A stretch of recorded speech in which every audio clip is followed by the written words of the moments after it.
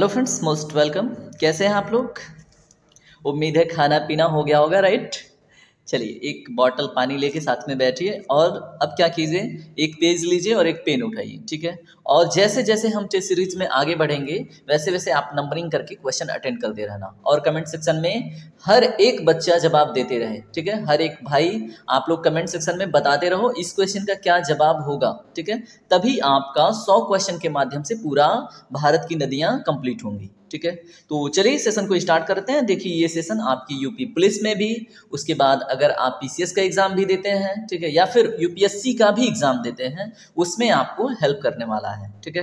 तो विशेष उद्देश्य आपकी यूपी पुलिस के लिए है, लेकिन अगर आप अन्य एग्जाम की तैयारी करते हैं तो उसमें भी नदियों से प्रश्न बनते हैं। तो चलें देखते हैं। चलिए, हमारा फर्स्ट क्वेश्चन आपके सामने है, ध्यान से पढ़िए क्वेश्चन को। वैनगंगा तथा पैनगंगा किसकी सहायक नदियां हैं, ठीक है? तो पूछ रहा है कि वैनगंगा और पैनगंगा किसकी ट्रिब्यूटरी हैं, ठीक है? तो ए है गोदावरी की, बी है कृष्णा की, सी है गंगा, डी है झेलम। तो दोस्तों बताइए, इसमें राइट आंसर होगा ऑप्शन नंबर ए यानी कि गोदावरी की, ठीक है? वैनगंगा और पैनगंगा किसकी सहायक नदियां हैं? गोदावरी की। जैसे गोदावरी कहाँ से निकलती है? महाराष्ट्र से, ठीक है? कहाँ से? महाराष्ट्र से। फिर कहाँ पे जाती है? तेलंगाना में। फिर आंध्र प्रदेश से होकर गिर जाती है कहाँ पे? बंगाल की खाड़ी में, ठीक है? अब पूछ ले, ये वैनगंगा और पैनगंगा किस प्रकार की सहायक नदियां हैं दोस्तों? तो ये हैं लेफ्ट बैंक से आके मिलने वाली नदियां, ठीक है? तो इतना अभी इस क्वेश्चन में याद रखिए, हम आगे सीखते रहेंगे। चलिए नेक्स्ट क्वेश्चन देखते हैं, क्वेश्चन नंबर 2। भारत की सबसे लंबी नदी जिसका उद्गम तथा मुहाना दोनों भारतीय क्षेत्र में स्थित है, ठीक है? तो इस क्वेश्चन में आपको बिल्कुल कंफ्यूज नहीं होना है कि भारत की सबसे लंबी नदी के बारे में नहीं पूछ रहा है। यहाँ पे प्रश्न है जिसका उद्गम और मुहाना दोनों भारतीय क्षेत्र में स्थित हो, ठीक है, और वो लंबी भी हो। तो ए है गंगा, बी है गोदावरी, सी है ब्रह्मपुत्रा, डी है नर्मदा। तो दोस्तों इसमें राइट आंसर क्या है? ऑप्शन नंबर डी यानी कि नर्मदा नदी, ठीक है? तो ये पता होना चाहिए। चलिए, अब ये क्वेश्चन में क्या है, जैसे मान लो ये हमारा भारत का दक्षिणी हिस्सा है, तो अमरकंटक की पहाड़ी से निकलती है नर्मदा, ठीक है? तो ये देखिए निकलती भी है भारत से और अंततः जो अरब सागर में ये गिरती है तो ये भारत से ही होके गिरती है, ठीक है? ये हमें पता होना चाहिए। तो यही है सबसे लंबी कौन सी नदी जो भारत से निकलती भी है और भारत में ही जाकर अंततः अरब सागर में गिरती है, ठीक है? और वैसे सबसे लंबी नदी कौन है? गंगा, ठीक है? चलिए क्वेश्चन नंबर 3 देखें दोस्तों। कावेरी नदी का उद्गम स्थल है, कमेंट सेक्शन में बताते रहिए क्या सही जवाब है, क्या गलत जवाब है, ठीक है? तो बताइए, कावेरी नदी का उद्गम स्थल आपको बताना है। ए है तिरुचि, बी है मैसूर, सी है ब्रह्मगिरी, डी है अमरकंटक। तो दोस्तों इसमें राइट आंसर है ऑप्शन नंबर सी यानी कि ब्रह्मगिरी, ठीक है? ब्रह्मगिरी कहाँ पे है अगर आपसे प्रश्न पूछा जाए तो ये है कर्नाटक में। कहाँ पे है? ब्रह्मगिरी की पहाड़ियाँ कहाँ पे हैं? कर्नाटक में। तो ये आपको पता होना चाहिए। और कावेरी को, जो कावेरी नदी है, इसको हम दक्षिण की गंगा बोलते हैं। किस दृष्टिकोण से? अगर पवित्रता की दृष्टिकोण से पूछा जाए तो पवित्रता की दृष्टिकोण से कावेरी को क्या बोलते हैं? दक्षिण की गंगा, ठीक है? चलिए इस क्वेश्चन में इतना याद रखिए, आगे हम सीखते रहेंगे। अब यहाँ पे पूछ रहा है कावेरी नदी गिरती है कहाँ पे, बताइए। ए है बंगाल की खाड़ी में, बी है अरब सागर में, सी है पाक जलडमरू मध्य में, डी है खंबात की खाड़ी में। तो दोस्तों इस क्वेश्चन का राइट आंसर होगा ऑप्शन नंबर ए यानी कि बंगाल की खाड़ी में। अब इसको देख लीजिए, ठीक है? ये दक्षिण भारत है, ठीक है? और इसको हम मोटा मोटी कर्नाटक हमने बना लिया, ऐसा मान लो ये वाला पोर्शन कर्नाटक है और ये है केरल और ये हमारा होगा तमिलनाडु। यहाँ से निकलती है, कहाँ से? कर्नाटक से, और फिर ये कहाँ पे गिर जाती है बताइए? बंगाल की खाड़ी में। तो ये आपको पता होना चाहिए। कहाँ से निकलती है? ब्रह्मगिरी से, और ये फिर कहाँ से होके जाती है? तमिलनाडु से, ठीक है? चलिए क्वेश्चन नंबर 5 देखें। कावेरी नदी जल विवाद मुख्यतः किन दो राज्यों के मध्य है, बताइए। ए है आंध्र प्रदेश तथा तमिलनाडु, बी है केरल तथा कर्नाटक, सी है केरल तथा तमिलनाडु, और डी है कर्नाटक तथा तमिलनाडु। तो बताइए क्वेश्चन नंबर 5 का राइट आंसर क्या होगा दोस्तों? इसका देखिए राइट आंसर है ऑप्शन नंबर सी यानी कि केरल तथा तमिलनाडु के बीच में, ठीक है? अब ये क्यों है, कैसे है, वो थोड़ा सा जानिए। देखिए ये कर्नाटक वाली विवाद नहीं है, कर्नाटक से तो निकलती है, लेकिन केरल में पानी का डिस्ट्रीब्यूशन और तमिलनाडु में पानी के डिस्ट्रीब्यूशन को लेके विवाद चलता रहता है। तो ये भी आपको पता होना चाहिए, ठीक है? अभी अगर कभी पता चले कि विवाद बढ़ गया है तो कर्नाटक में भी विवाद फैल जाती है। तो इस क्वेश्चन में इतना ध्यान रखना है। चल क्वेश्चन नंबर 6 का जवाब दें। निम्न में से किस नदी को उसकी पवित्रता के कारण दक्षिण भारत की गंगा कहा जाता है? ये आपकी जिम्मेदारी पे मैं क्वेश्चन छोड़ रहा हूँ, क्योंकि थोड़ी देर पहले मैंने डिस्कस करी है उस नदी के बारे में। ठीक है, तो तुरंत कमेंट सेक्शन में इसका जवाब दीजिए क्वेश्चन नंबर 6 का। चलें क्वेश्चन नंबर 7, कृष्णा नदी का उद्गम स्थल किसके समीप है? बताइए। ए है महाबलेश्वर, बी है उदगमंडलम, सी है खंडाला, डी है पंचमढ़ी। तो बताइए दोस्तों इसका राइट आंसर क्या होगा? तो कृष्णा नदी का जो उद्गम स्थल है वो महाराष्ट्र में महाबलेश्वर जो पर्वत श्रेणी है उसके है। ठीक है, अगर प्रश्न बन जाए कि कृष्णा की सबसे बड़ी सहायक नदी कौन है दोस्तों, तो याद रखिएगा भीमा। ठीक है, तो अभी फिलहाल इतना ही और आगे हम जानते रहेंगे। चलें क्वेश्चन नंबर 8 देखें ध्यान से। उम्मीद है कि आपको सेशन पसंद आ रहा होगा। अगर आ रहा है सेशन पसंद तो लाइक कर लीजिए, है ना, दोस्तों को भी शेयर कर दीजिए कि वो भी जुड़े हमसे। चले अब क्वेश्चन नंबर 8 को ध्यान से देखें हम। पंचगंगा तथा दूध गंगा किसकी सहायक नदियां हैं? बताइए ये किसकी सहायक नदियां हैं? ए है कृष्णा की, बी है गोदावरी की, सी है गंगा की, डी की झेलम। ठीक है, तो बताइए इसमें पंचगंगा दूध गंगा किसकी हैं? तो अभी हमने देखा था कृष्णा, तो कृष्णा में ये आके मिलती हैं दाहिने साइड से, पंचगंगा, दूध गंगा, ठीक है, मालप्रभा, घाट प्रभा, कोयना, ये सब नदियां किसकी सहायक नदियां हैं? ये कृष्णा की हैं। ठीक है, तो क्विकली रिवीजन करते चलेंगे और कम समय में हम पूरी नदियों को खत्म करेंगे। चलिए हम 9वां क्वेश्चन देखते हैं। इंडो ब्रह्मा है, बताइए क्या है? इंडो ब्रह्मा क्या है? एक पौराणिक नदी है, एक द्वीप है, एक पर्वत श्रेणी है, एक झील है। तो गेस करके बताइए। वैसे इसका राइट आंसर है ऑप्शन नंबर ए, एक पौराणिक नदी। ठीक है, चलिए क्वेश्चन नंबर 10 देखें दोस्तों। झेलम नदी का उद्गम होता है, बताइए। झेलम नदी आप लोगों ने पढ़ रखा है, बताइए झेलम नदी का उद्गम कहाँ पे होता है? ऑप्शन ए है तिब्बत मानसरोवर झील, बी है रोहतांग दर्रा हिमाचल प्रदेश, सी है वेरीनाग और जम्मू कश्मीर, डी है अरावली श्रेणी। ठीक है, तो दोस्तों इसमें हमने पढ़ रखा है कहाँ से निकलती है? वेरीनाग झरना से। ठीक है, कहाँ पे? जम्मू कश्मीर में। और वेरीनाग झरना का पानी कहाँ पे कलेक्ट होता है? शेषनाग झील में। ठीक है, तो ये इतना तो हमें पता होना चाहिए। ठीक है, अगर प्रश्न बने झेलम की सबसे लंबी सहायक नदी कौन सी है, तो दोस्तों बताइए ये है किशन गंगा। कौन सी नदी है? किशन गंगा। ठीक है, तो ये भी आप याद रखिएगा। चलें क्वेश्चन नंबर 11 देखें।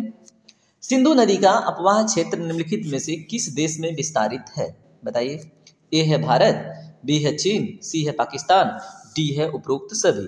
तो देखिए दोस्तों इसमें सभी के सभी ऑप्शन करेक्ट हैं, क्योंकि भारत में भी है सिंधु, चीन से निकलती है जो तिब्बत वाला क्षेत्र है, और पाकिस्तान में भी जाके क्या होती है? अंततः अरब सागर में गिरती है। तो तीनों में है, यानी कि ऑल ऑफ दी एबव, है ना। चलें क्वेश्चन नंबर 12 देखें। ये आपकी पीसीएस लेवल का क्वेश्चन है, ये पूछा गया है। ठीक है, तो इसे ध्यान से पढ़ें स्टेटमेंट को और जवाब दें। और वैसे जो मेरे स्टूडेंट हैं वो बिल्कुल जवाब दे पाएंगे, है ना। देखिए सिंधु नदी के बारे में निम्न प्रश्नों पर विचार करें और नीचे दिए गए कूट से सही उत्तर का चयन करें। पहला स्टेटमेंट, सिंधु नदी का उद्गम मानसरोवर झील के निकट तिब्बत चीन से होता है। बिल्कुल करेक्ट बात है, इसको आप करेक्ट कर लीजिए। ठीक है, सिंधु नदी भारत के 2 राज्यों में प्रवाहित होती है, तो इसको कैंसिल कर दीजिए, वो 2 राज्य नहीं है, वो संशासित प्रदेश है। ठीक है, उसके बाद ऑप्शन नंबर 3 पढ़िए। सिंधु नदी भारत में सिंधु गाज से लद्दाख में प्रवेश करती है, ये हमने बता रखा है, सिंधु गाज बोलिए, और वहीं पे जो लोकेशन है जहाँ से प्रवेश करती है उसका नाम है देमचोक। ठीक है, क्या नाम बता रखा है? देमचोक। ठीक है, देमचोक किस जिले में है? लद्दाख के लेह में। ठीक है, तो इस हिसाब से अब राइट आंसर आपको मिल चुका होगा। बताइए। चलिए अब इसका राइट आंसर क्या है? 1 और 3, यानी कि ऑप्शन नंबर सी। चलिए क्वेश्चन नंबर 13 देखें। सिंधु नदी के सबसे बड़े सहायक नदी को बताना है, कौन सी है? बताइए। ए है काबुल, बी है कुर्रम, सी है चिनाब, डी है झेलम। क्विकली बताइए। उम्मीद है सभी के सभी बच्चे जवाब देंगे इसका। तो दोस्तों इसका राइट आंसर है ऑप्शन नंबर सी, चिनाब। ठीक है, सिंधु की सबसे लंबी सबसे बड़ी सहायक नदी कौन सी है? चिनाब। ठीक है, चले क्वेश्चन नंबर 14 देखें ध्यान से। निम्नलिखित में से किस नदी को चंद्रभागा भी कहा जाता है? तो बताइए। ऑप्शन ए है झेलम, बी है रावी, सी है चिनाब, डी है सतलज। तो दोस्तों इसका भी राइट आंसर होगा चिनाब। ठीक है, क्यों? क्योंकि जब चिनाब कहाँ से निकलती है, एक बार ये आप देखें इसको मोटा मोटी, रफ टफ मैप से काम चलाइए, कोई वो नहीं है, यहाँ पे सिर्फ हम क्वेश्चन कर रहे हैं। ठीक है, तो हम यहाँ पे कहाँ से देखते हैं, कहाँ से निकलती है? यहाँ से जो आपका ये क्या है? हिमाचल प्रदेश। हिमाचल प्रदेश में चंद्र और भागा नाम की 2 नदियों से मिलकर बनती है चिनाब, और ये यहाँ से बहती है। ठीक है, तो कहाँ से निकलती है? हिमाचल प्रदेश से। किन 2 धाराओं से मिलकर बनती हैं? चंद्र प्लस भागा, ठीक है। तो इसको चंद्रभागा के नाम से भी जानते हैं, ये भी पता होना चाहिए। अगर प्रश्न बने दोस्तों कि जो चंद्रभागा चिनाब है इसका प्राचीन नाम क्या है, तो दोस्तों इसका अस्किनी नाम है। प्राचीन नाम क्या है? अस्किनी, ठीक है। तो ये भी आप रिवाइज कीजिए। चलिए क्वेश्चन नंबर 15 देखें। निम्नलिखित में से जो नदी सिंधु की सहायक नदी नहीं है उसके बारे में आपको बताना है, ठीक है। ए है झेलम, और बी है सयोग, सी है कोसी, और डी है चिनाब। तो दोस्तों देखिए, आप लोगों ने पढ़ रखा है अच्छे से, इसका राइट आंसर क्या होगा? ऑप्शन नंबर सी, कोसी, ठीक है। तो कोसी सिंधु की सहायक नदी नहीं है, किसकी है? गंगा की सहायक नदी है, ठीक है। तो ये आपको पता होना चाहिए। कोसी के बारे में क्या है? कोसी को बिहार का शोक कहते हैं, और कोसी को बिहार का विध्वंसक नदी कहते हैं। कोसी एक नदी है जो अपना कोर बहुत शिफ्ट करती है, ठीक है। तो इतना आप कोसी के बारे में याद रखिए। चलें क्वेश्चन नंबर 16 देखें। हिमालय में सिंधु नदी उदाहरण है, बताइए किस प्रकार की नदी है ये, ठीक है। इस क्वेश्चन में आपको लॉजिक्स देखनी पड़ेगी। ये यूपी पीसीएस 2013 का, ठीक है। बताइए। तो ए है अनुवर्ती अपवाह का, बी है परिवर्ती अपवाह का, सी है अध्यारोपित अपवाह का, डी है पूर्ववर्ती अपवाह का। तो दोस्तों इसका राइट आंसर है ऑप्शन नंबर डी, यानी कि पूर्ववर्ती अपवाह का, ठीक है। इसका मतलब क्या है बताइए? इसका मतलब है जैसे सिंधु का हिमालय का निर्माण जब नहीं हुआ था उसके पहले से सिंधु का बहना प्रारंभ हो चुका था, ठीक है। तो इसलिए इसको हम पूर्ववर्ती अपवाह का बोलेंगे, ठीक है। चलिए, भारत स्थित पंजाब की 5 नदियों को पंचनद कहा जाता है, ठीक है। ये मैंने पढ़ा रखा है, अच्छे से पढ़ा रखा है, ठीक है। पंचनद में निम्नलिखित में से कौन शामिल नहीं है, अब आपको बताना है दोस्तों। तो इसमें ए है झेलम, बी है रावी, सी है ब्यास, डी है साबरमती। तो आपको जवाब मिल चुका होगा, इसका राइट आंसर है ऑप्शन नंबर डी, यानी कि साबरमती, ठीक है। ये एसएससी जीडी में पूछ रखा है दोस्तों, एसएससी जीडी में जाके चेक करना, ये प्रश्न पूछ रखा है, ठीक है। और ये आपके पीसीएस 2023 में भी ये प्रश्न पूछा गया था, ठीक है। पंचनद में कौन कौन सी प्रमुख नदियां सम्मिलित हैं, ऐसे प्रश्न नहीं था, वहां पे था पंचनद में कौन सी नदी है जो नहीं आती है। तो आपको पता होना चाहिए कौन कौन सी नदियां आती हैं। तो पंचनद में झेलम आती है, रावी आती है, ब्यास आती है, सतलज आती है, और कौन सी आती है दोस्तों? सतलज प्लस कौन सी आती है, बताइए बताइए भाई, चिनाब को भूल गए क्या?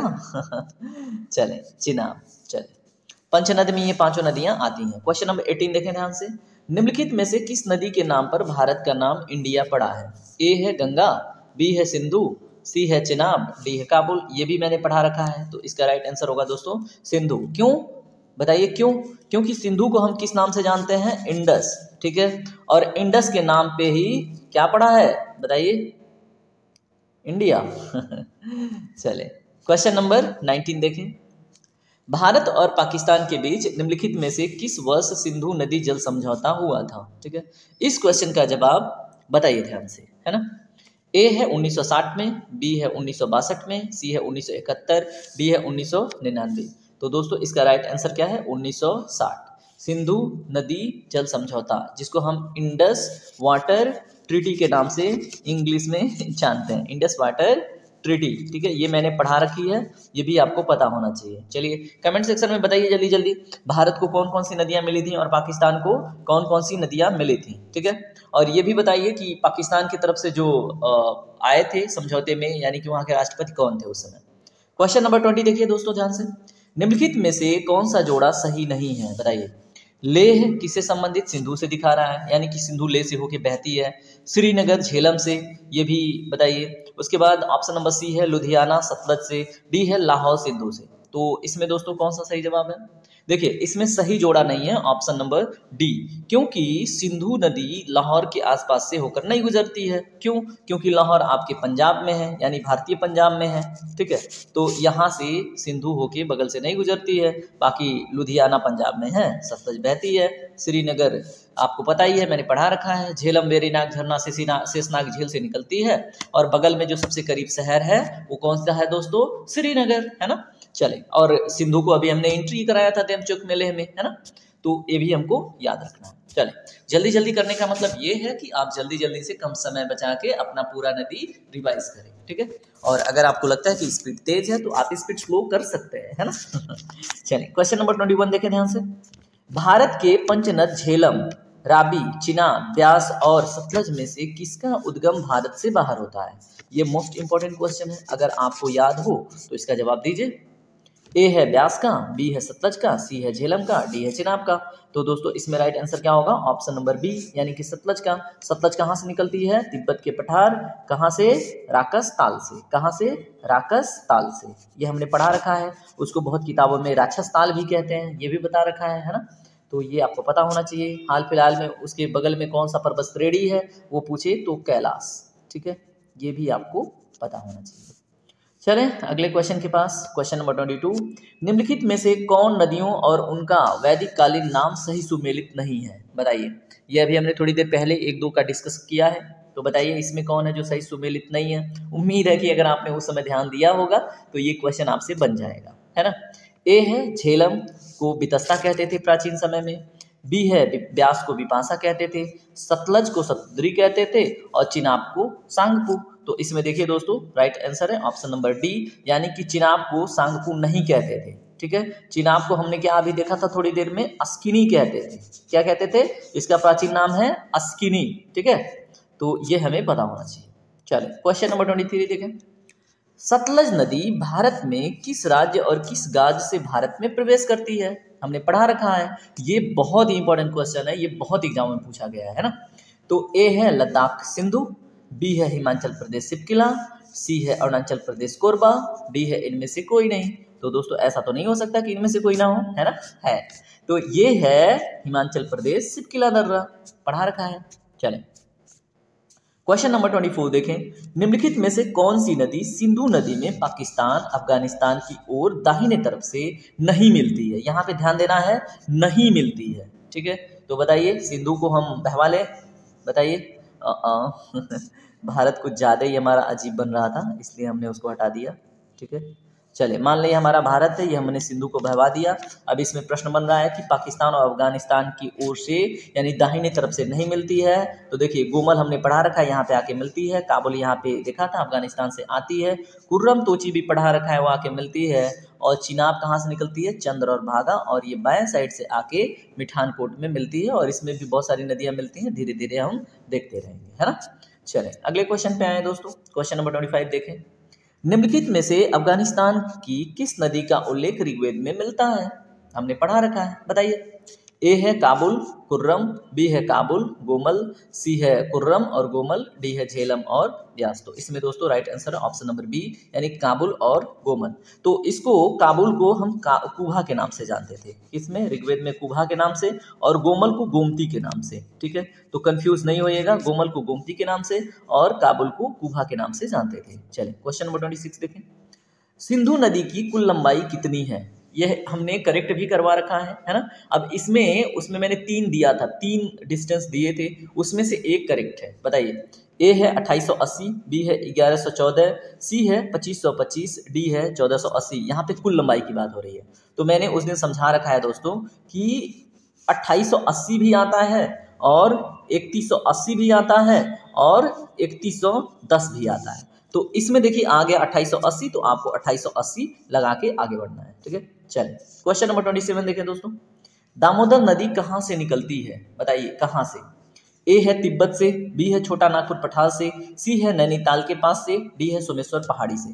तो दोस्तों इसका राइट आंसर है ऑप्शन नंबर बी यानी कि छोटा नागपुर पठार से। ठीक है, तो ये आपको पता होना ही चाहिए। और दामोदर को जैविक मरुस्थल के नाम से भी घोषित किया गया है, ये भी पता होना चाहिए, है ना।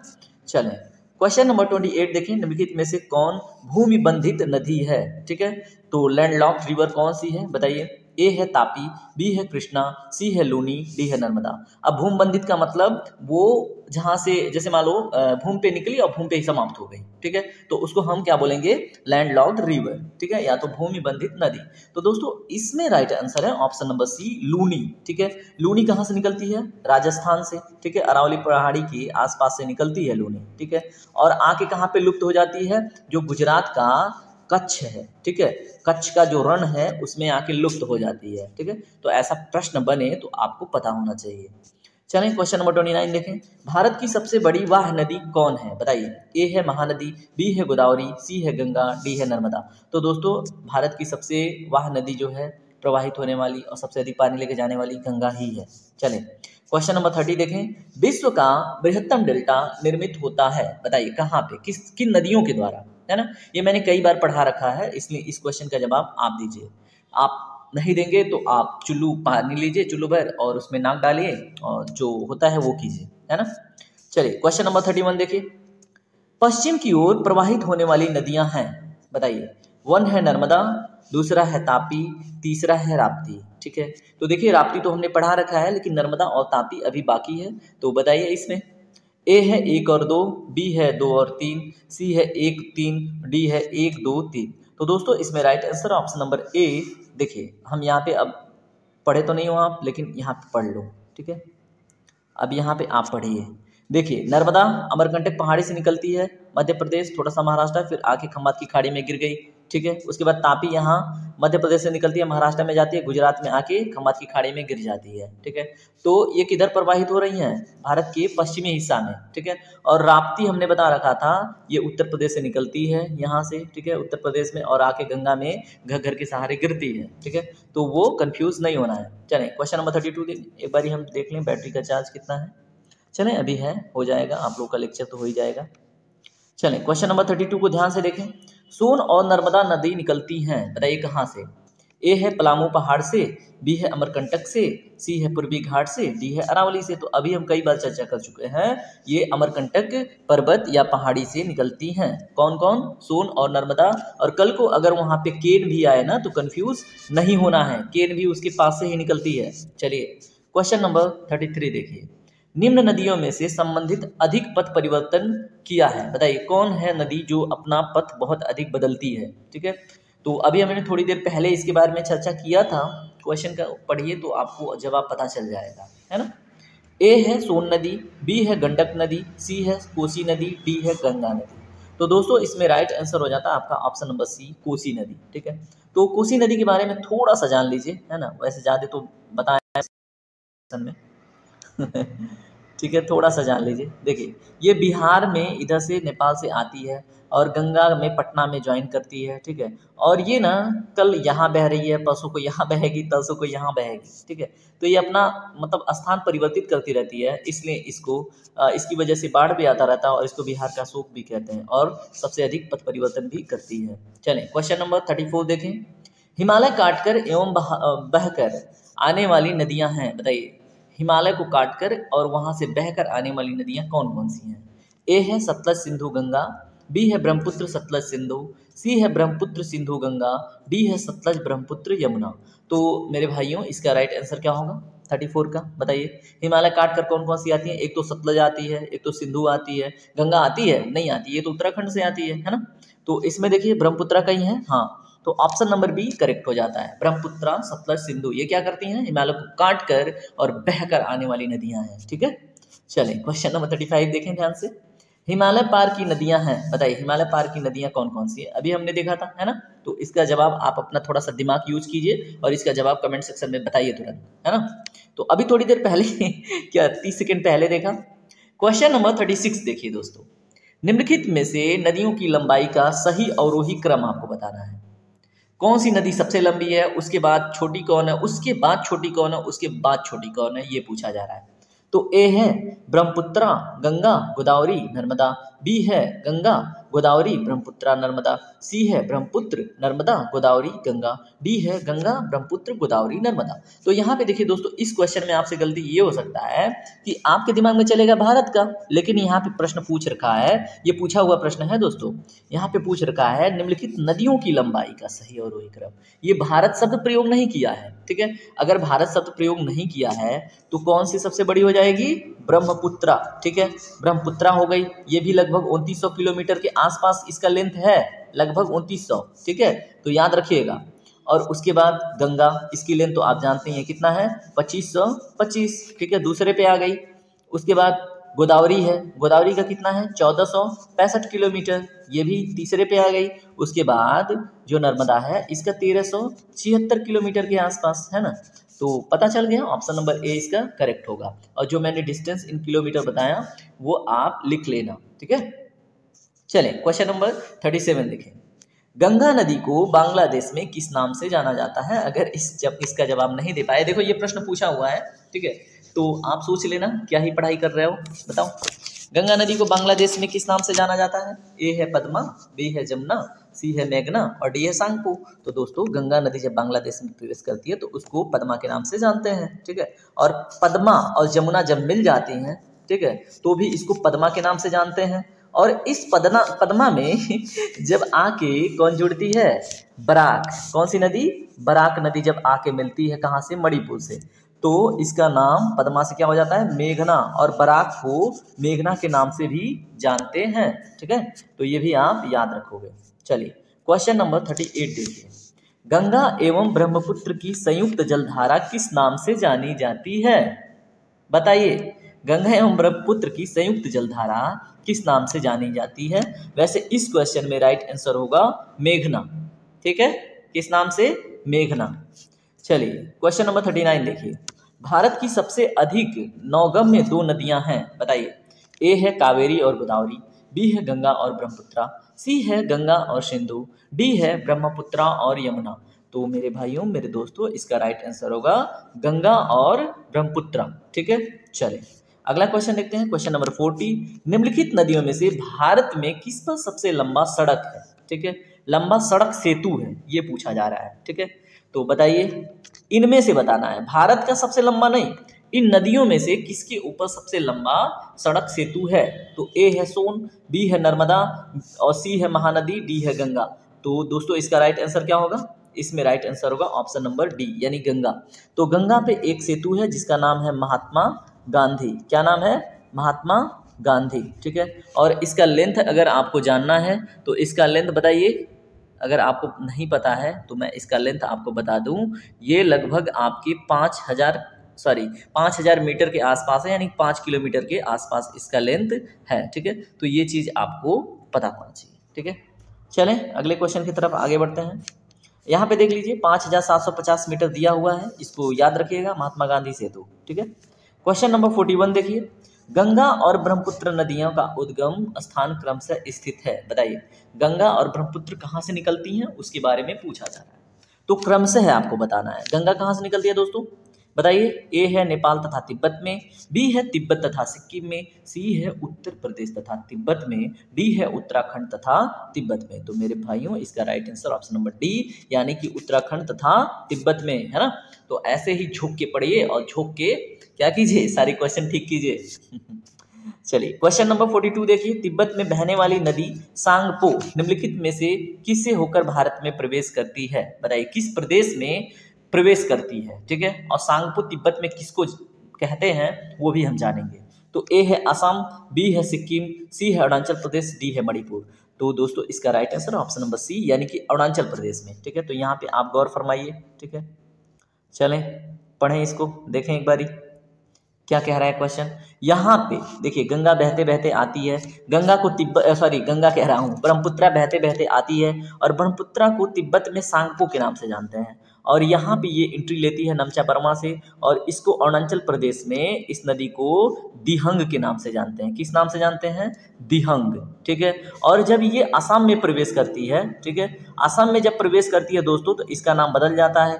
असम में इसको ब्रह्मपुत्रा के नाम से जानते हैं, और यही जब बांग्लादेश में गिरती है तो इसको जमुना कह देते हैं, ठीक है। इमेज यहाँ पे क्लियर नहीं हुआ है, ठीक है। तो एक बार आप क्लियर इमेज से समझिए और इसकी पूरी कहानी आप अपने दिमाग में बैठाइए, ठीक है। ये रफ टफ इमेज है, इसको थोड़ा सा ध्यान दीजिएगा, ठीक है। आप याद करने पे ध्यान दीजिएगा। ये है आपका क्या है, उत्तर पूर्वी भारत, ठीक है। यहाँ पे चेमयुंगडुंग ग्लेशियर से निकलती है ब्रह्मपुत्रा, ठीक है। ब्रह्मपुत्रा को तिब्बत में किस नाम से जानते हैं? सांगपो, ठीक है, TSANGPO, ठीक है। अब ये सांगपो नमचा बर्मा से अरुणाचल प्रदेश में एंट्री करती है तो इसका नाम हो जाता है दिहंग। क्या नाम हो जाता है? दिहंग। और ये सदिया नाम के लोकेशन से, किस नाम से? सदिया नामक लोकेशन से ये प्रवेश करती है कहाँ पे बताइए? ये प्रवेश करती है असम में। तो असम में इस नदी का नाम हो जाता है ब्रह्मपुत्रा, ठीक है। और यही ब्रह्मपुत्रा असम में बहते बहते बांग्लादेश में गिरती है तो इसका नाम हो जाता है जमुना, ठीक है। तो ये आप बिल्कुल भी कंफ्यूज नहीं होंगे अब। चलिए अगला क्वेश्चन देखते हैं दोस्तों, क्वेश्चन नंबर 43। तिब्बत में मानसरोवर झील के पास किस नदी का उद्गम स्रोत स्थित है? बताइए।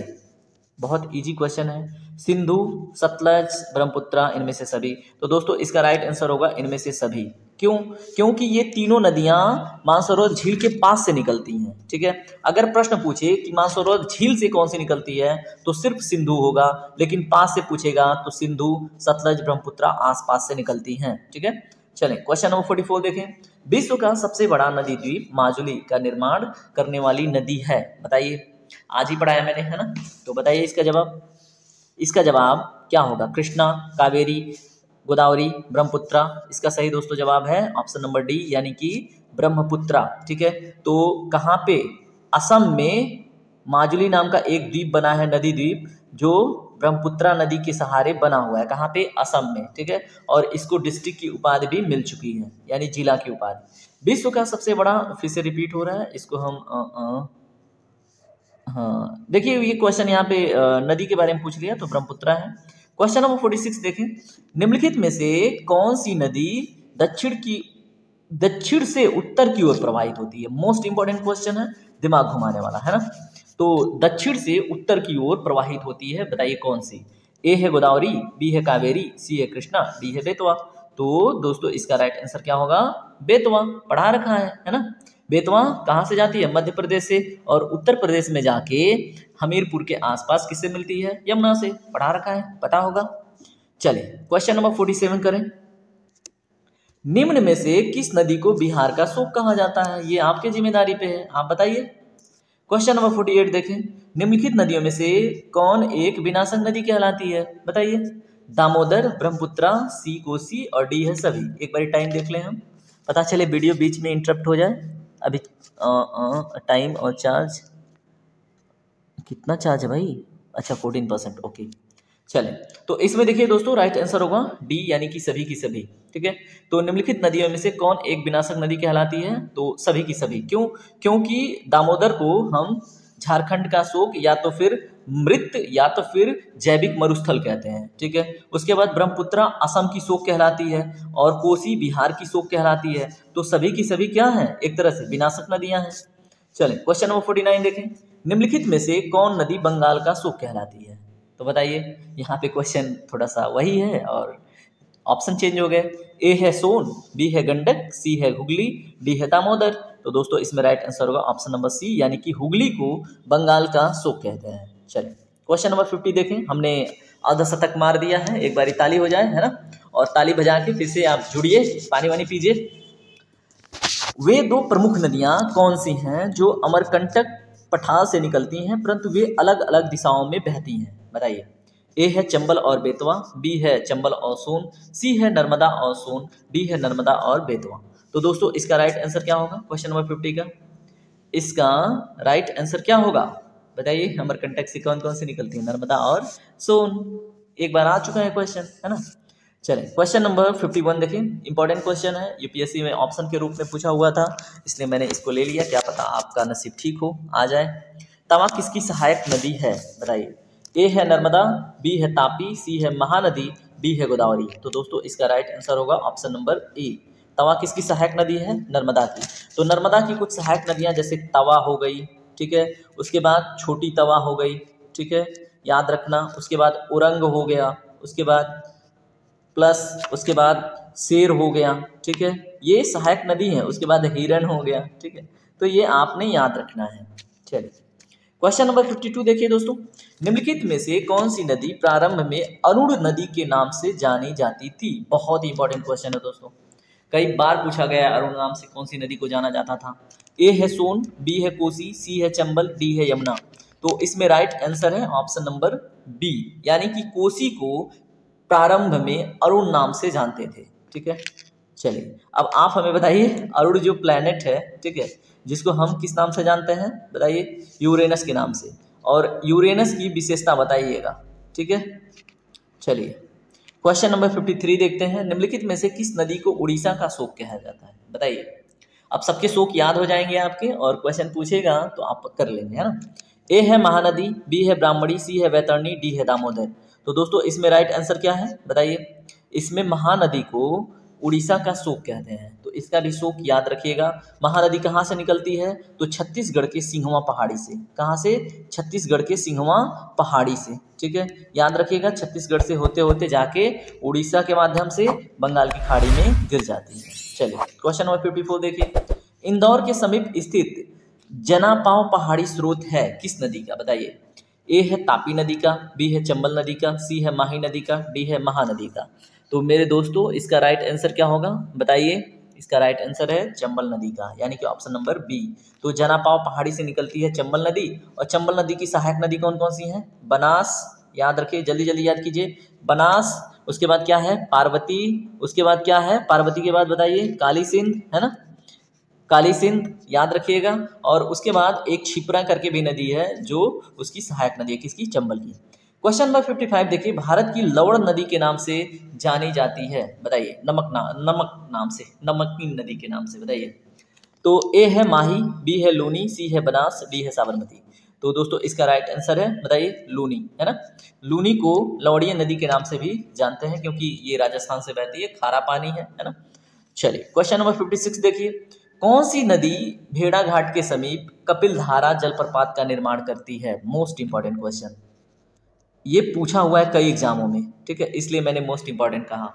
कौन सी नदी भेड़ाघाट के समीप कपिलधारा जलप्रपात का निर्माण करती है, ए है नर्मदा, बी है तापी, सी है गोकक, डी है शरावती।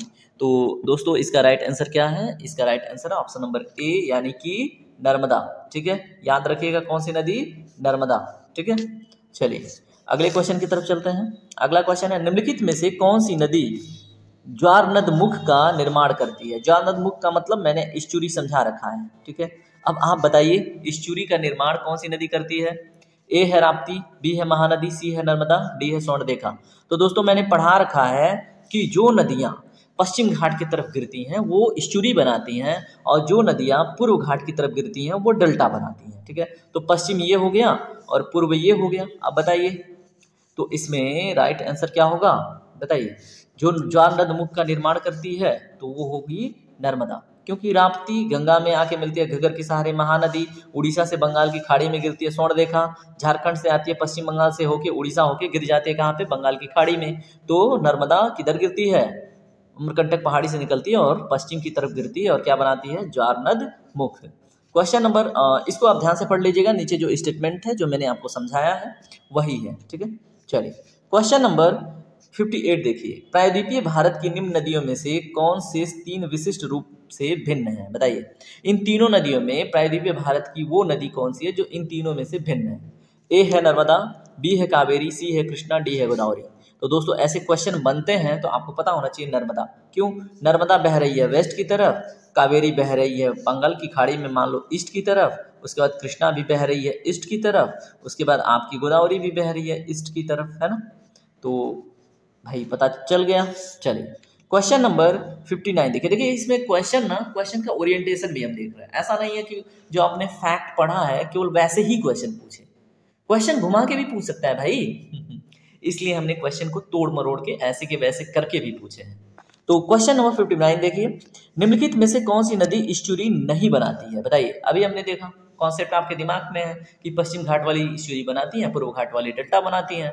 तो ए है नर्मदा, बी है तापी, सी है मांडवी, डी है महानदी। तो इसमें कौन सी नदी होगी दोस्तों, बताइए। अरे भाई इसमें महानदी होगी, क्यों, क्योंकि ये पूर्व की ओर गिरती है, बाकी ये नर्मदा पश्चिम की ओर, तापी पश्चिम की ओर, मांडवी कहाँ से निकलती है, गोवा से, और गिरती है अरब सागर में पश्चिम की ओर। तो इतना तो चलता है। चलिए क्वेश्चन नंबर 60 देखिए, भारत की निम्न नदियों में से कौन सी डेल्टा नहीं बनाती है, बताइए। ए है गंगा, बी है गोदावरी, सी है महानदी, डी है ताप्ती। तो जाहिर सी बात है ऑप्शन नंबर डी करेक्ट होगा, है ना, क्योंकि गंगा गोदावरी महानदी ये डेल्टा का निर्माण करती हैं, क्योंकि ये पूर्व की तरफ गिरती हैं और उधर मिट्टियां कमजोर होती हैं, नदियां काट के लेके जाती हैं मिट्टियों को और ले जाके तलछटी पे छोड़ देती हैं, जिससे बनता है डेल्टा। क्वेश्चन नंबर 61 देखें ध्यान से, क्षिप्रा नदी निम्नलिखित में से किसकी सहायक नदी है। तो ए है गोदावरी की, बी है चंबल की, सी है महानदी की, डी है नर्मदा की। तो दोस्तों इसका राइट आंसर अभी थोड़ी देर पहले हमने देखा था, क्षिप्रा नदी किसकी सहायक नदी है, बताइए, चंबल की, ठीक है। इसके बारे में थोड़ा सा यहाँ नीचे मैंने लिख रखा है, इसके बारे में थोड़ा पढ़ लीजिएगा, इंपॉर्टेंट है, और अपने नोट को अपडेट कर लीजिएगा, ठीक है। क्वेश्चन नंबर 62 देखिए, निम्नलिखित में से कौन सी नदी अमरकंटक के पठार से निकलती है, बताइए।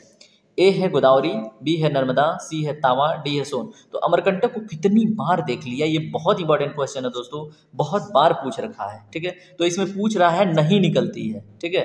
यहाँ पे क्या पूछ रखा है क्वेश्चन, नहीं निकलती है। तो गोदावरी भैया कहाँ से निकलती है, महाराष्ट्र में त्र्यंबकेश्वर पहाड़ी से। कहाँ से, महाराष्ट्र के त्र्यंबकेश्वर पहाड़ी से और त्र्यंबकेश्वर नाम के गाँव से, ठीक है। तो ये याद रखिएगा। और कौन सा जिला है, नासिक, ठीक है।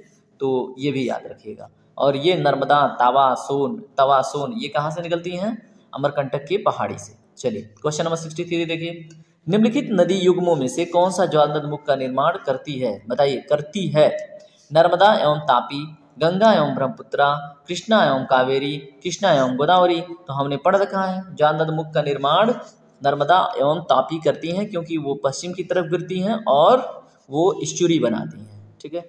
एक बारी मैं फ़ोन का चार्ज देख लूँ, चलिए काम बनेगा, अभी देखते हैं। क्वेश्चन नंबर 64 देखिए। दक्षिण भारत के पठारी प्रदेश को कौन सी नदी दो भागों में विभाजित करती है, बताइए। अगर ये हमने मैप बना लिया, ठीक है, रफ टफ हम मैप बना के सीखेंगे। दक्षिण भारत के पठारी प्रदेश को कौन सी नदी दो भागों में विभाजित करती है, ए है तापी, बी है नर्मदा, सी है माही, डी है साबरमती। तो दोस्तों इसमें राइट आंसर है ऑप्शन नंबर बी, यानी नर्मदा। ये क्या करती है, यहाँ से अमरकंटक की पहाड़ी से निकलती है और इधर है विंध्य पर्वत श्रेणी और यहाँ है सतपुड़ा पर्वत श्रेणी, और इधर की पठारी क्षेत्र को ये उत्तर वाले हिस्से से सेपरेट कर देती है, ठीक है। इसका क्या नाम है, नर्मदा, ठीक है। तो नर्मदा के बारे में इतना तो याद रखिएगा। चलिए क्वेश्चन नंबर 65 देखिए। दक्षिण भारत की नदियों में सबसे लंबी नदी है, ए है गोदावरी, बी है कृष्णा, सी है कावेरी, डी है नर्मदा। तो दोस्तों इसका राइट आंसर है ऑप्शन नंबर ए, यानी कि गोदावरी। इसका लेंथ कितना है, 1465 किलोमीटर, ठीक है। तो पता होना चाहिए। चलिए क्वेश्चन नंबर 66 देखिए। निम्नलिखित में से किस नदी को वृद्ध गंगा के नाम से जाना जाता है। क्वेश्चन बहुत सिंपल है, पूछा गया है। ए है गोदावरी, बी है महानदी, सी है कृष्णा, डी है कावेरी। तो मेरे दोस्त इसका राइट आंसर है ऑप्शन नंबर ए, गोदावरी को वृद्ध गंगा के नाम से जानते हैं। और हमने थोड़ी देर पहले बात करी थी कावेरी के बारे में, क्या बात सीखा था, कावेरी को पवित्रता के दृष्टिकोण से दक्षिण भारत की गंगा कहते हैं, ठीक है। चलें क्वेश्चन नंबर 67 देखें। गोदावरी नदी का उद्गम स्थल है, बताइए कौन सा। ए है मुल्ताई नगर, बी है त्र्यंबकम गांव, सी है जनापाव पहाड़ी, डी है ब्रह्मगिरी पहाड़ी, ठीक है। तो दोस्तों सही जवाब है ऑप्शन नंबर बी, त्र्यंबकम गांव, त्र्यंबकेश्वर पहाड़ी, नासिक जिला और महाराष्ट्र, ठीक है, जहां से गोदावरी निकलती है। जनापाव पहाड़ी से कौन सी निकलती है दोस्तों, हमने देखा थोड़ी देर पहले, चंबल निकलती है। ब्रह्मगिरी से कौन सी निकलती है दोस्तों, कावेरी निकलती है, ठीक है। तो ये हमें पता होना चाहिए। चलिए क्वेश्चन नंबर 68 देखिए। निम्नलिखित में से वह नदी कौन सी है जिसका उद्गम भारतीय राज्य क्षेत्र में नहीं है, जो भारतीय राज्य क्षेत्र से नहीं निकलती है, बताइए। ए है गोदावरी, बी है झेलम, सी है रावी, डी है घाघरा। तो मेरे दोस्तों इसका राइट आंसर क्या है, बताइए। आपने घाघरा को कहाँ से देखा था, ये निकल रही थी नेपाल से। कहाँ से निकल रही थी, नेपाल से। नेपाल में इसको किस नाम से जानते थे, कराली, ठीक है। तो पता होना चाहिए। देखिए क्वेश्चन अटेंड करने का मतलब है वीडियो को रुक रुक के अटेंड कीजिए, ऐसा नहीं है कि कुछ भी, है ना। क्वेश्चन नंबर 69 देखिए। निम्नलिखित में नर्मदा नदी के संबंध में सभी सही हैं सिवाय, यानी कि इसमें सभी के सभी स्टेटमेंट सही हैं, एक स्टेटमेंट गलत है। ऐसे क्वेश्चन फॉर्मुलेट होंगे तो आपको ऐसे भी क्वेश्चन को पढ़ना है, ठीक है। ऐसे क्वेश्चन बने तो ध्यान से पढ़ना है। ए है यह अमरकंटक के निकट से निकलती है, किसके बारे में बात हो रही है, नर्मदा के। तो जाहिर सी बात है ये स्टेटमेंट करेक्ट है। उसके बाद पूछा जा रहा है कि सिवाय, ठीक है, जो गलत है उसको ढूंढना है। इसके किनारे प्रसिद्ध महाकालेश्वर मंदिर है, यही मिल गया, ठीक है। तो महाकालेश्वर मंदिर यहाँ पे नहीं है, उज्जैन में है, और नर्मदा उज्जैन से काफी बगल से बहती है, यानी कि दूर से बहती है, ठीक है। तो हमें मिल गया आंसर, यानी महाकालेश्वर मंदिर। सी है या मार्बल रॉक्स के समूह के बीच से बहती है, ये भी सही है। इस नदी पर प्रसिद्ध सरदार सरोवर बांध बनाया जा रहा है, ये भी करेक्ट है, बन चुका है, ठीक है। चलिए क्वेश्चन नंबर 70 देखिए। बताइए कृष्णा की सहायक नदी नहीं है। ए है तुंगभद्रा, बी है मालप्रभा, सी है घाटप्रभा, डी है अमरावती। तो मेरे भाई मेरे दोस्त इसका राइट आंसर क्या है, अमरावती, ठीक है। तुंगभद्रा है, मालप्रभा भी है, घाटप्रभा भी है, ठीक है। और अमरावती किसकी सहायक नदी है दोस्तों, कावेरी की। किसकी सहायक नदी है, कावेरी की। लक्ष्मण तीर्थ किसकी सहायक नदी है, कावेरी की, ठीक है। तो पता होना चाहिए। चलिए आगे क्वेश्चन देखते हैं। लूनी नदी किसमें गिरती है, बताइए। अभी हमने कई क्वेश्चन किए लूनी से रिलेट करके, यानी लूनी मोस्ट इंपॉर्टेंट है ना। ए है गंगा मुहाना, बी है केरल का समुद्री तट, सी है कच्छ का रण, डी है गोदावरी का मुहाना। तो दोस्तों इसका राइट आंसर है कच्छ का रण। उम्मीद है कि आपको पता रहा होगा। क्वेश्चन नंबर 72 देखिए ध्यान से, नर्मदा नदी का अधिकांश भाग भारत के किस राज्य में बहता है? तो जाहिर सी बात है, हमने पढ़ा रखा है। ए है गुजरात, बी है महाराष्ट्र, सी है मध्य प्रदेश, डी है राजस्थान। तो दोस्तों सबसे अधिक भाग इसका मध्य प्रदेश में स्थित है, नर्मदा का। ठीक है, चलिए, कहाँ भागीरथी और अलकनंदा मिलकर गंगा बन जाती हैं? ये क्वेश्चन आपके पीसीएस यानी यूपी पीसीएस 2023 का है। ठीक है, पूछ रखा है, जाके पेपर देख लीजिएगा। ए है कर्णप्रयाग, बी है देवप्रयाग, सी है रुद्रप्रयाग, डी है गंगोत्री। तो दोस्तों इसका राइट आंसर है ऑप्शन नंबर बी यानी देवप्रयाग में। ठीक है, कर्णप्रयाग में अलकनंदा से कौन नदी आके मिलती है? पिंडारी। ठीक है, ये भी याद रखिएगा। उसके बाद अगर प्रश्न पूछे रुद्रप्रयाग में अलकनंदा से आके कौन मिलती है, तो मंदाकिनी। ठीक है, ये आपको पता होना चाहिए। चलिए क्वेश्चन नंबर 74 देखिए, अरावली पर्वत श्रृंखला निम्नलिखित नदी प्रणाली से द्विविभाजित होती है, बताइए किससे? ए है चंबल और सरस्वती से, बी है चंबल और साबरमती से, सी है नर्मदा और बनास से, डी है लूनी और बनास से। तो दोस्तों इसका राइट आंसर है, बताइए कौन सा होगा इसका करेक्ट जवाब? ये होगा चंबल और साबरमती से। ठीक है, ऑप्शन नंबर बी। चलिए क्वेश्चन नंबर 75 देखिए, चार्ज देख लूं, ओके 10% है। क्वेश्चन नंबर 75 देखिए, सिंधु नदी का उद्गम स्थल है, इस क्वेश्चन का जवाब आप देंगे। ये just as a quick revision है, तो आप बताइए इसका, हम कई बार बता चुके हैं। क्वेश्चन नंबर 76 देखिए, गोदावरी नदी कहाँ से होकर बहती है? मोस्ट इंपॉर्टेंट, अगर शहरों का नाम दे दे तो भी आपको पता होना चाहिए, और प्रदेश का नाम आपसे पूछा जाएगा क्योंकि आपके एग्जाम का स्तर लो है। ठीक है, तो ए है महाराष्ट्र, तेलंगाना और आंध्र प्रदेश। ठीक है, बी है महाराष्ट्र, उड़ीसा, आंध्र प्रदेश, सी है महाराष्ट्र, कर्नाटका, आंध्र प्रदेश, डी है महाराष्ट्र, कर्नाटका, उड़ीसा एवं आंध्र प्रदेश। अभी हमने थोड़ी देर पहले इसके ऊपर चर्चा किया था। इसका राइट आंसर क्या होगा दोस्तों? महाराष्ट्र, तेलंगाना और आंध्र प्रदेश, यानी कि ऑप्शन ए। अब कैसे, हमने अभी थोड़ी देर पहले क्या समझा था, यहाँ पे मैप तो कुछ ऐसा ही बन रहा है ना। देख लीजिए, हमने क्या देखा था, महाराष्ट्र के त्र्यंबकेश्वर से निकलती है, तेलंगाना होते हुए आंध्र प्रदेश होके गिर जाती है, महाराष्ट्र, तेलंगाना और आंध्र प्रदेश से होके गिर जाती है। ठीक है, कौन? गोदावरी। क्वेश्चन नंबर 77 देखिए, निम्नलिखित में से कौन सी नदी प्रायद्वीपीय पठार उपान से नहीं निकलती है? बताइए, प्रायद्वीपीय पठार उपान से नहीं निकलती है। तो ए है यमुना, बी है दामोदर, सी है चंबल, डी है सोन। तो अगर आपने पढ़ रखा है तो ये तीनों की तीनों नदियां प्रायद्वीपीय पठार से निकलती हैं, सिवाय यमुना के। यमुना कहाँ से निकलती है? उत्तराखंड से। ठीक है, यमुनोत्री ग्लेशियर से, बंदरपुछ ग्लेशियर से। ठीक है, क्वेश्चन नंबर 78 देखिए, इन पश्चिमी वाहिनी नदियों में से कौन दो पर्वत श्रेणियों के बीच बहती है? बताइए, यानी पश्चिम की तरफ बह रही हैं ये नदियां दोनों, और ये किसके मध्य से बहती हैं? दो पर्वत श्रेणियों के बीच से ये बहती है। तो ए है शरावती, बी है नर्मदा, सी है माही, डी है साबरमती। तो दोस्तों इसका राइट आंसर होगा नर्मदा ही होगा। ठीक है, क्योंकि दो पर्वत श्रेणियां यानी कि विंध्य पर्वत श्रेणी और नीचे सतपुड़ा पर्वत श्रेणी के मध्य से बहती है नर्मदा। ठीक है, और इसको भ्रंश घाटी से बहने वाली नदी भी बोलते हैं। क्वेश्चन नंबर 79 देखिए, भारत में सबसे ऊंची ज्वारीय ज्वार भित्ति वाली नदी कौन सी है? ठीक है, यहाँ पे ज्वार भित्ति क्या होता है वो समझ लीजिए। जैसे मान लो ये आपका क्या है, भारत कोस्टल एरिया। ठीक है, और कोई नदी गिर रही है और इधर से कभी लहरें आती हैं तो ऊपर उछाल मारती हैं। ठीक है, तो इसको हम बोलते हैं टाइडल बोर। क्या बोलते हैं? टाइडल बोर या तो ज्वार भित्ति। ठीक है, तो पूछा जा रहा है कौन सी है। ये यूपीएससी का क्वेश्चन है दोस्तों, ये पूछा गया था और आपको भी पता होना चाहिए। ए है कावेरी, बी है महानदी, सी है हुगली, डी है कृष्णा।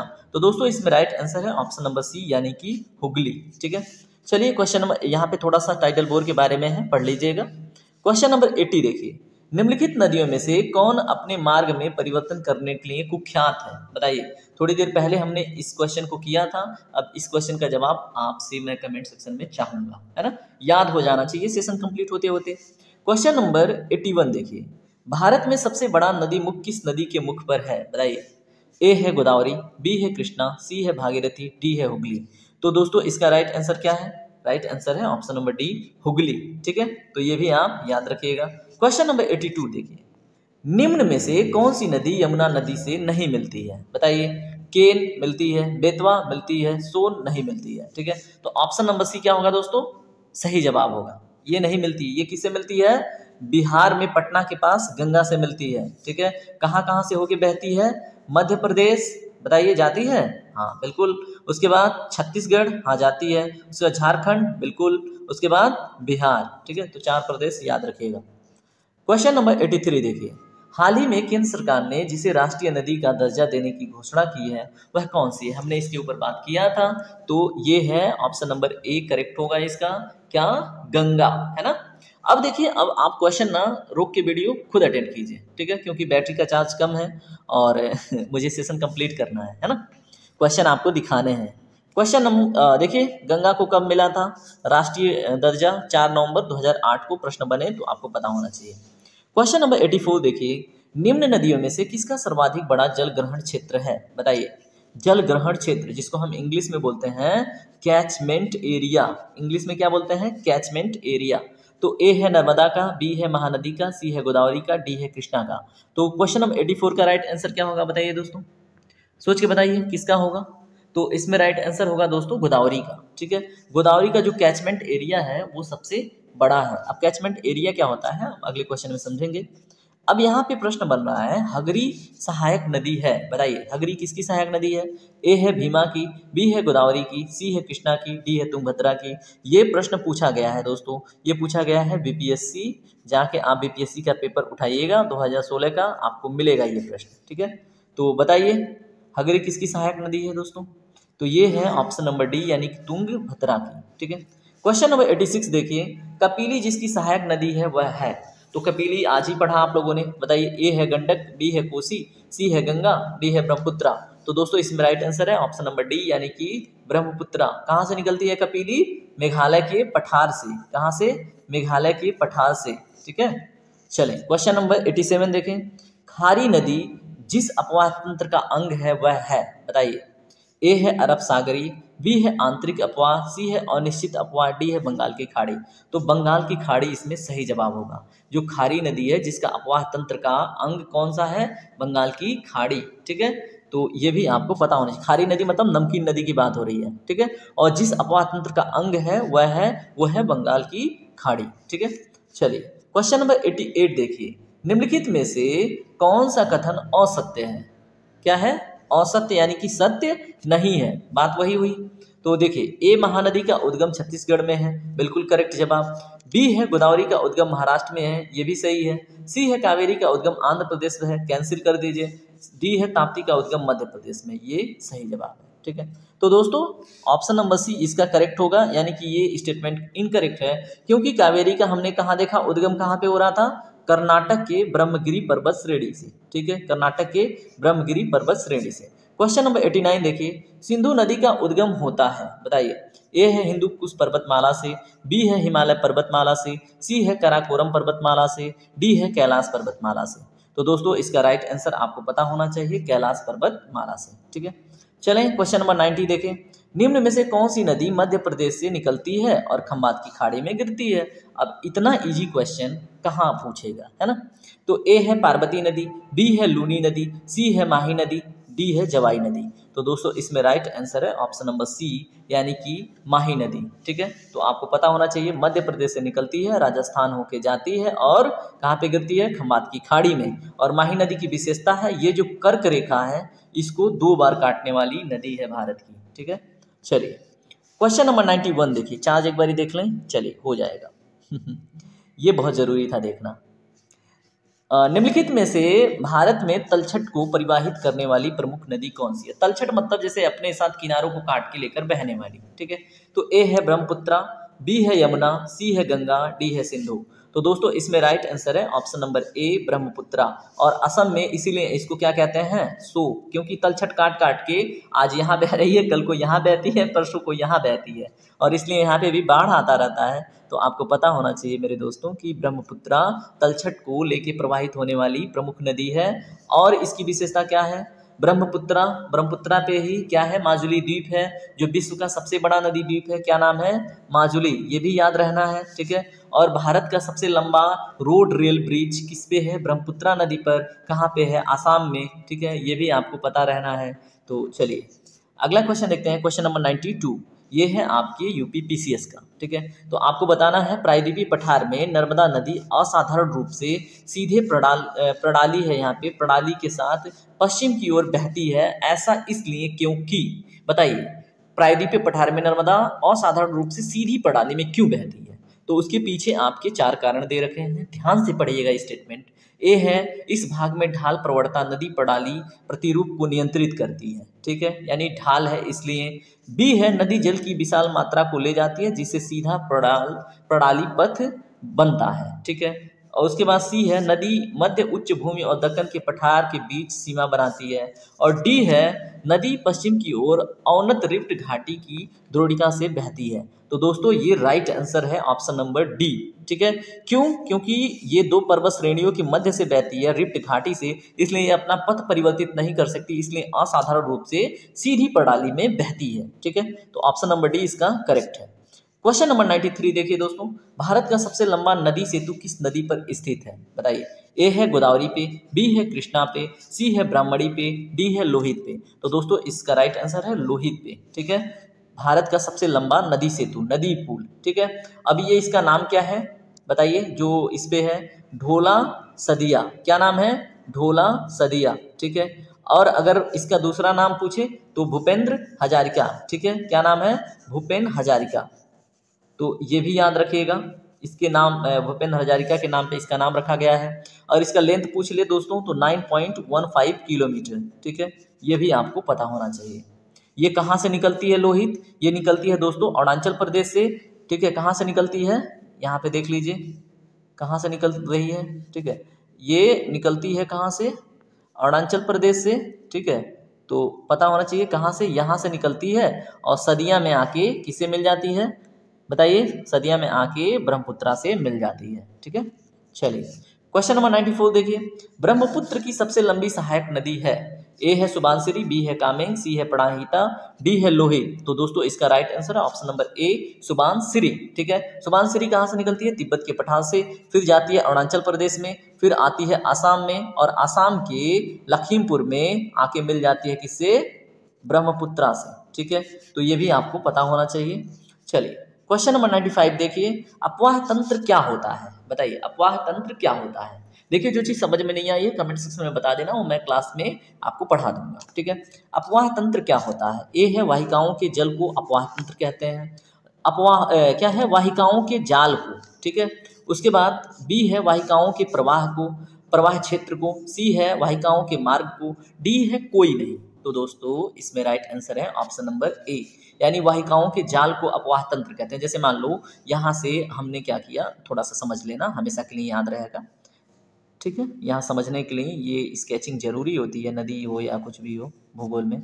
अब यहाँ पे थोड़ा सा समझ लो, जैसे यहाँ से हमने देखा था गंगा भागीरथी और अलकनंदा से मिलके बन रही थी और आके गिर रही थी। ठीक है, अब यहाँ पे देखो इसके अन्य क्षेत्रों में जो पानी गिरता है यहाँ पे, ठीक है, और यही पानी या तो ग्लेशियर का हो या तो आसपास की बारिश से। ठीक है, और ये पानी धीरे धीरे क्या होता है, नदियों के माध्यम से, पतली पतली नदियों के माध्यम से आके किस में गिरता है?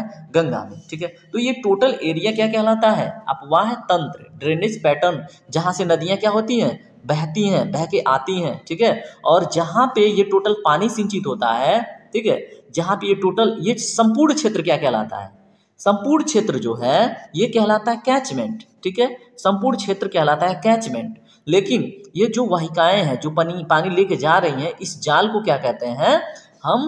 ड्रेनेज पैटर्न, यानी कि अपवाह तंत्र। तो ये डिफरेंस आपके दिमाग में होना चाहिए। ठीक है, पूरे क्षेत्र को हम कैचमेंट बोलते हैं, यानी जलग्राही क्षेत्र बोलते हैं, और जो नदियां बह के आती हैं, पानी इसमें डालती हैं, उन नदियों का जो जाल है उसको अपवाह तंत्र कहते हैं। ठीक है, चलिए क्वेश्चन नंबर 96 देखिए, जलग्रह क्षेत्र क्या होता है? अभी हमने समझ लिया इसको, उम्मीद है कि आपको समझ में आया होगा।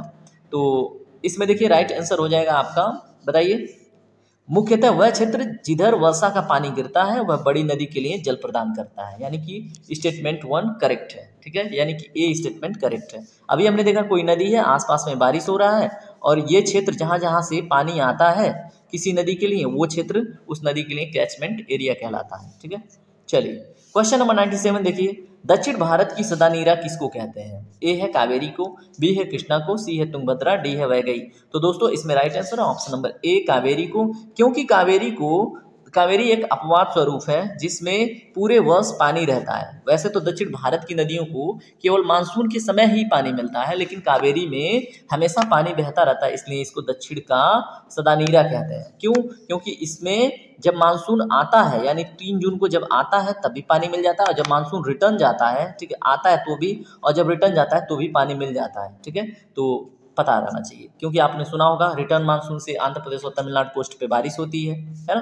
क्वेश्चन नंबर 98 देखिए दोस्तों, यहाँ पे खाली स्थान को भरना है। नदी घाटी का निर्माण पूर्ण रूप से 1948 में जाकर पूरा हुआ और 7 जुलाई 1948 को यह नदी घाटी परियोजना स्वतंत्र भारत की पहली नदी घाटी परियोजना के रूप में अस्तित्व में आया। यह क्वेश्चन पूछा हुआ है यूपी पीसीएस में। ठीक है, तो आपको पता होना चाहिए। ठीक है, अगर आपसे प्रश्न पूछे तो हमने पढ़ा रखा है आपको कि ये कौन सा नदी घाटी परियोजना था, दामोदर घाटी परियोजना, और ये यूएसए के किस नदी के तर्ज पे बना है दोस्तों, तेनसी। ठीक है, सब पढ़ा रखा है, अगर नहीं पता तो कोई बात नहीं, याद कर लीजिए, रिवाइज कर लीजिए। चलिए क्वेश्चन नंबर 99 देखिए, कुचिकल जलप्रपात जो भारत का सबसे ऊंचा जलप्रपात है, ठीक है, ये पूछ रहा है कर्नाटक के शिमोगा जिले में तो है, लेकिन ये किस नदी पर बनाया गया है। ठीक है, किस नदी के द्वारा बनाया गया है जिसकी लगभग ऊंचाई 455 मीटर है, बताइए। भारत का सबसे ऊंचा झरना, तो बताइए इसमें से ऑप्शन देखिए, ए है कावेरी, बी है श्रावती, सी है कोयल, डी है वराही। तो दोस्तों इसमें राइट आंसर है वराही नदी। इसके पहले श्रावती नदी पे जोग जलप्रपात जो था वो सबसे ऊंचा जलप्रपात था, लेकिन अभी इसका स्थान परिवर्तित हो गया है। अभी कुंचिकल जलप्रपात है जो वराही नदी पर स्थित है। कहाँ पे? कर्नाटक में शिमोगा जिले में।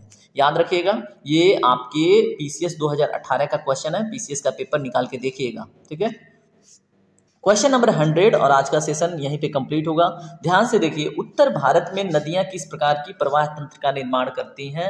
ए है डेंड्राइटिक, बी है समांतर, सी है अरिया और डी है ट्रेलिस। तो दोस्तों राइट आंसर है ऑप्शन नंबर ए डेंड्राइटिक। ये पैटर्न क्या होता है? अपवाह तंत्र अभी हमने देखा था ना, वही। जैसे मान लो ये नदी है, ठीक है, और इसमें कोई अन्य नदी आके मिल रही है, ठीक है, तो अगर इनका ना स्ट्रक्चर एक पेड़ के जड़ की तरह बनता है तो उसको डेंड्राइटिक पैटर्न कहते हैं। और उत्तर भारत की जो नदियां हैं वो डेंड्राइटिक पैटर्न बनाती हैं। डेंड्राइटिक पैटर्न हम आपको पढ़ा देंगे, एक लेक्चर रिकॉर्ड कर देंगे जिसमें खूब डिटेल में समझा देंगे। ठीक है, यहाँ से प्रश्न बड़े एग्जामों में पूछे जाते हैं, अगर छोटे एग्जामों में बनते हैं तो आपको पता चल जाएगा। ठीक है, तो अब आपने समझ लिया डेंड्राइटिक पैटर्न क्या होता है उत्तर भारत की तरफ। ठीक है, किधर? नॉर्दर्न इंडिया में जो नदियां बहती हैं वो डेंड्राइटिक पैटर्न बनाती हैं। ठीक है, अब यहाँ पे आर्य क्या होता है? जैसे मान लो अमरकंटक देखा था, अमरकंटक में इधर से नर्मदा निकल रही थी, इधर से कौन निकल रही थी? सोन निकल रही थी, इधर से केन निकल रही थी, इधर से कौन सी मोटा मोटी महानदी निकलती है। तो देखो, एक तरह से नदी एक जगह से गोलाकार में कि कहीं जब जाती है तो उसको आर्य कहते हैं। ठीक है, तो ये सारी चीजें हम समझेंगे, क्योंकि आज टाइम है नहीं और बैटरी चार्ज भी नहीं है, तो हम उसको देखेंगे। और फिलहाल दोस्तों यहीं पे सेशन को कंप्लीट करते हैं, और आज के लिए जय हिंद, और अपना ख्याल रखें। और उम्मीद है कि आपने खूब अच्छे से एंजॉय किया होगा पूरा सेशन, है ना। चलिए, और एक बार इस सेशन को लाइक कर दीजिएगा, शेयर सब्सक्राइब जरूर करें, ना भूलें। और टेक केयर, बाय बाय, खूब ध्यान से पढ़िए और सिलेक्शन लीजिए। Bye bye.